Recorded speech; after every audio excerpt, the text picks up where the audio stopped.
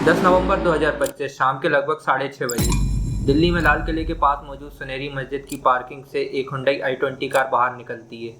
ये गाड़ी लाल किले के पास से यू टर्न लेकर उसकी सामने वाली सड़क पर आ जाती है। फिर ये धीरे धीरे आगे बढ़ते हुए Lal Qila metro station gate number 1 के पास वाले ट्रैफिक सिग्नल पर आकर रुक जाती है और फिर अचानक इस कार में जोरदार धमाका होता है। धमाके की इंटेंसिटी इतनी ज्यादा थी कि आसपास खड़ी गाड़ियों का मलबा कई सौ फीट दूर तक जाकर गिरता है। आसपास की दर्जनों गाड़ियों और रिक्शों में आग लग जाती है और पास की इमारतों के शीशे तक चकनाचूर हो जाते हैं। आसपास मौजूद लोगों में भगदड़ मच जाती है। लोग अपनी जान बचाने के लिए इधर उधर भागने लगते हैं। पास लगे सीसीटीवी कैमरे से इस धमाके की रियल टाइम फुटेज निकलकर सामने आई, जिसमें आप देख सकते हैं कि धमाके की इंटेंसिटी कितनी ज्यादा थी। और एक और फुटेज जमीन से 40 फुट नीचे मौजूद मेट्रो स्टेशन के सीसीटीवी कैमरे का है, जिसमें मेट्रो स्टेशन भी हिलते हुए नजर आ रहा है। ऐसा बताया जाता है कि धमाके की आवाज लगभग 2.5 किलोमीटर दूर तक सुनाई दी थी। 6:55 पर फायर सर्विस को इस घटना की सूचना दी जाती है। घटना के 10 मिनट बाद लगभग 7 बजे पुलिस भी वहां पर पहुंच जाती है और 7:15 तक एम्बुलेंस वहां पर पहुंच जाती है। स्थानीय लोगों और दुकानदारों ने साहस दिखाया। उन्होंने अपनी जान की परवाह किए बिना जलती हुई गाड़ियों के पास जाकर घायलों को बाहर निकाला और एम्बुलेंस पहुंचने से पहले ही कई घायलों को अस्पताल भी पहुंचा दिया गया था। धमाके में कुल मिलाकर 30 से ज्यादा लोग घायल होते हैं। उन्हें तुरंत एलएनजेपी हॉस्पिटल पहुंचाया जाता है और घायलों में से 8 लोगों की हॉस्पिटल पहुंचने से पहले ही मौत हो जाती है। अभी तक की जानकारी के हिसाब से 15 लोगों की जान जा चुकी है। घटना की सूचना मिलने पर बॉम्ब डिस्पोजल स्क्वाड और फोरेंसिक की टीम भी मौके पर पहुंच जाती है। 1 घंटे बाद एनआईए और एनएसजी की टीम भी वहां पर पहुंच जाती है। शुरुआती जांच में सामने आया कि ये कोई हादसा नहीं बल्कि सोची समझी साजिश के तहत किया गया हमला है। दिल्ली पुलिस ने इस मामले में यूएपीए के तहत एफआईआर दर्ज कर ली है, जिसका इस्तेमाल आतंकवाद से जुड़े मामलों में किया जाता है। एजेंसियां जांच को तेजी से आगे बढ़ाती हैं और धमाके में इस्तेमाल हुई कार के बारे में जानकारी जुटाना शुरू करती हैं। जली हुई कार की नंबर प्लेट से कुछ भी पढ़ पाना बहुत मुश्किल था, लेकिन इंजन ब्लॉक पर नंबर अभी भी बचा हुआ था और वहीं से जांच की दिशा बदल जाती है। कार का रिकॉर्ड निकालते ही इस जांच में एक नया मोड़ आता है।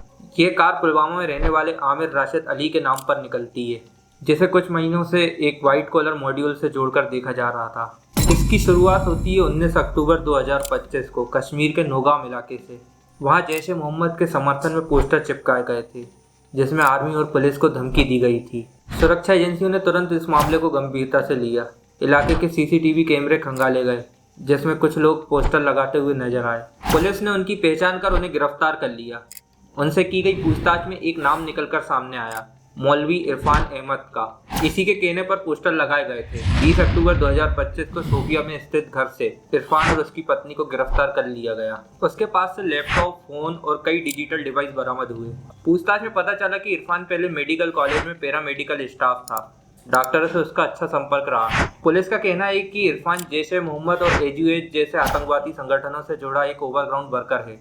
आगे की जांच में एक और नाम निकलकर सामने आया, पुलवामा में रहने वाले डॉक्टर मुजम्मिल अहमद गनई का, जो कि फरीदाबाद के अल फलाह मेडिकल कॉलेज में पढ़ाता था। 30 अक्टूबर 2025 को डॉक्टर मुजम्मिल को फरीदाबाद के धोज गांव में उसके किराए के कमरे से गिरफ्तार किया गया था। इसी ठिकाने से 358 किलो अमोनियम नाइट्रेट, एक असॉल्ट राइफल, 2 पिस्टल और 3 मैगजीन भी बरामद किए गए थे। मुजम्मिल की निशानदेही पर फरीदाबाद के पास तागा गांव में एक और ठिकाने से 2563 किलो विस्फोटक मिला। एक और ठिकाने से आटा चक्की और लोहा पिघालने वाली भट्टी भी बरामद हुई।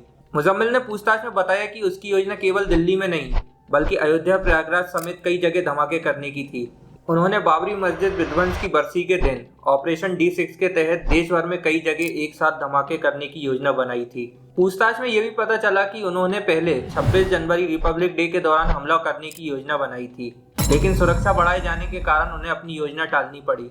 मुजम्मिल ने पूछताछ में अपने कई साथियों के नामों का खुलासा किया, जो कि इस मॉड्यूल के लिए काम कर रहे थे। उनमें से सबसे पहला नाम है डॉक्टर आदिल अहमद का। 7 नवंबर 2025 को पुलिस ने आदिल को उत्तर प्रदेश के सहारनपुर से गिरफ्तार किया। वे जम्मू कश्मीर के अनंतनाग का रहने वाला है, लेकिन गिरफ्तारी के समय वे सहारनपुर में काम कर रहा था। आदिल की इस मॉड्यूल में एक महत्वपूर्ण भूमिका थी।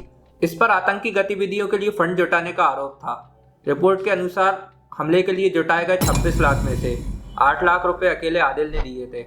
इसने मुजम्मिल को विस्फोटक और हथियार खरीदने के लिए आर्थिक मदद की थी। गवर्नमेंट मेडिकल कॉलेज अनंतनाग में इसके लॉकर से पुलिस को एक AK-47 असॉल्ट राइफल, लाइव कारतूस और मैगजीन बरामद हुई। दूसरा नाम निकलकर सामने आया डॉक्टर शाहीन का। 10 नवंबर 2025 को लखनऊ में रहने वाली डॉक्टर शाहीन को फरीदाबाद की अल फलाह यूनिवर्सिटी से गिरफ्तार किया गया था। पुलिस को उसकी गाड़ी से बंदूक और जिंदा कारतूस बरामद हुए। वह भारत में जैश ए मोहम्मद की महिला जमात उल मोमिन की हेड थी। उसको इस नेटवर्क में महिलाओं को शामिल करने की जिम्मेदारी दी गई थी। कई रिपोर्ट्स के हिसाब से 2023 में शाहीन और मुजम्मिल ने कानूनी तौर पर शादी करी थी। अगला नाम उमर उन नबी का निकल कर आता है। यही धमाके का मेन आरोपी है। जिस गाड़ी में धमाका हुआ उस गाड़ी को उमर ही चला रहा था। डीएनए सैंपल की जांच से ये कंफर्म किया गया। उमर उन नबी जम्मू कश्मीर के पुलवामा का रहने वाला। वह फरीदाबाद की अल फलाह यूनिवर्सिटी में असिस्टेंट प्रोफेसर था। इसने पहले लाल किले की पार्किंग के पास बम विस्फोट करने की योजना बनाई थी, जो कि एक भीड़भाड़ वाला इलाका है। लेकिन व्हाइट कॉलर टेरर मॉड्यूल से जुड़े अपने साथियों की एक के बाद एक गिरफ्तारियों से वह घबरा गया। वह भूल गया कि सोमवार को लाल किला बंद रहता है, और जब वह वहां पहुंचा तो उसने देखा कि वहां कोई भीड़भाड़ नहीं थी। 3 घंटे इंतजार करने के बाद वो पार्किंग से बाहर निकला और Lal Qila metro station gate number 1 के पास जाकर अपनी कार में ब्लास्ट कर दिया। फरीदाबाद से एनआईए ने शोएब को गिरफ्तार किया। उस पर आरोप है कि उसने उमर उन नबी को छुपने में मदद की थी। इसके अलावा विस्फोटक बनाने में भी मदद की और लॉजिस्टिक सपोर्ट भी मुहैया कराया। शोएब की गिरफ्तारी से पता लगता है कि विस्फोट केवल व्हाइट कॉलर मॉड्यूल तक सीमित नहीं था, बल्कि इसके पीछे एक बड़ा सपोर्ट नेटवर्क भी था। गौर करने वाली बात यह है कि इस मामले में एक नाम सेंटर में रहा, वो है फरीदाबाद की अल फलाह यूनिवर्सिटी का। पहले सबको लगा कि ये केवल एक एजुकेशनल इंस्टीट्यूट है, लेकिन इन्वेस्टिगेशन में सामने आया कि यहाँ के स्टूडेंट्स और रिसर्च ग्रुप्स में एक गुप्त जाल चल रहा था। यहाँ से ऐसे युवाओं को चुना जा रहा था जो कि टेक्निकल नॉलेज में तो तेज हों, पर दिमाग से भटके हुए हों। जांच में सामने आया कि ब्लास्ट में शामिल मास्टरमाइंड की पहली मुलाकात इसी यूनिवर्सिटी की लाइब्रेरी और रिसर्च लैब में हुई थी। क्लासेस के नाम पर रात में सीक्रेट मीटिंग, टेक्निकल प्रोजेक्ट के नाम पर केमिकल की आपूर्ति, सोशल मीडिया के जरिए ब्रेन वॉश, सब कुछ हर कदम पर प्लान किया गया था। आगे की जांच में यूनिवर्सिटी के फंड्स और फंडिंग में भारी गड़बड़ी पाई गई। इसी बीच यूनिवर्सिटी की मान्यता पर भी सवाल खड़ा हुआ। उससे मान्यता भी छीन ली गई। जांच अभी भी जारी है। कई सारे खुलासे होना अभी भी बाकी है।